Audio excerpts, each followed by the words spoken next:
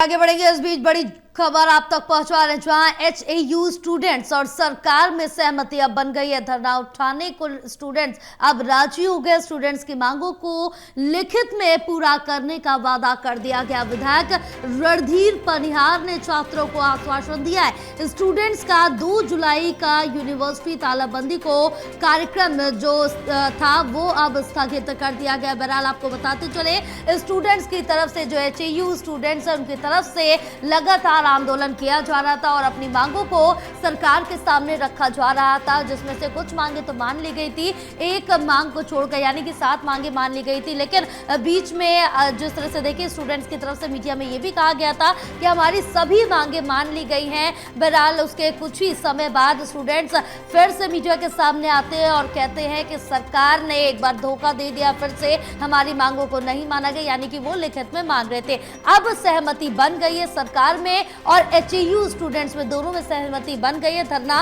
उठाने को लेकर जो खबर है वो सामने आ गई है। स्टूडेंट्स राजी हो गए हैं जो धरना है, और कल भी यहाँ पर धरना किए जाने की बात कही जा रही थी, लेकिन अब स्टूडेंट्स की मांगों को लिखित में पूरा करने का वादा कर दिया गया।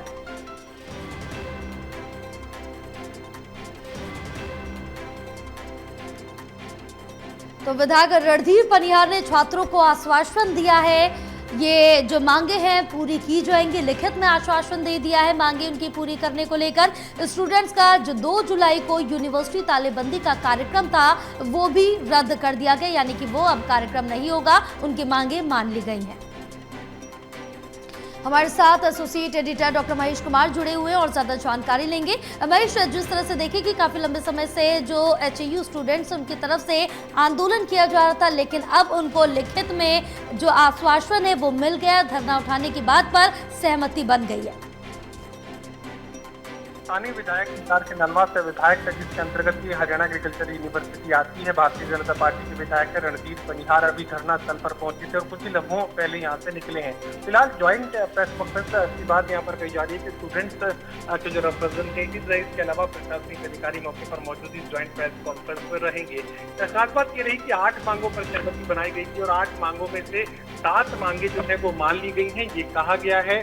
स्टूडेंट्स की तरफ से भी ये बात कही गई है। हालांकि चूंकि पिछली बार ये मामला खटाई में पड़ गया था और एक तरीके से जो है लागू नहीं करवाया जा सका था इन तमाम मांगों को, तो ऐसे में इस बार साफ तौर से लिखित में ये जो मांगे हैं स्टूडेंट्स ने हासिल की हैं और लिखित में उन्हें हासिल हो चुकी है। और कुछ ही देर के बाद जो धरना है वो यहाँ से स्थगित करने की जो बात है वो हो सकती है। फिलहाल थोड़ी खींचतान की स्थिति जरूर यहाँ पर नजर आई है। जैसे विधायक यहाँ से निकले तो एक खींचतान का माहौल, एक कह सकते हैं कि सहमति और नाराजगी दोनों एक साथ देखने को मिली है। फिलहाल ज्वाइंट प्रेस कॉन्फ्रेंस का इंतजार किया जा रहा है कि जब प्रशासनिक अधिकारी पूरे मामले की जानकारी देंगे। इसके अलावा जो स्टूडेंट्स के रिप्रेजेंटेटिव जो 15 सदस्यीय कमेटी बातचीत कर रही थी, वो कमेटी भी अब जो है ज्वाइंट प्रेस कॉन्फ्रेंस में मौजूद रहेगी और पूरे घटनाक्रम की जो जानकारी है वो यहाँ पर दी जाएगी। बिल्कुल महेश, तमाम जानकारी साझा करने के लिए बहुत शुक्रिया आपका।